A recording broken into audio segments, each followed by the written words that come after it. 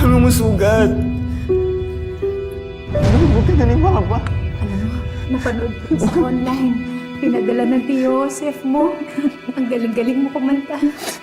Ama, binugbog ka na nga ni Papa, yung pa din iniisip mo. Ano ba, Ma? Proud lang ako sa'yo.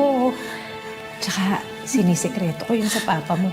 Wala namang alam sa mga tok-tok-tok yun eh. Tok? Ma, iwan mo na siya, Ma. Ba't ba tinitiis mo pa si Papa? Sabi mo sa akin, di ka niya sasaktan. Pero tignan mo yung nangyari, Ma, oh. Ma, tignan mo. Dami mong sugat, oh.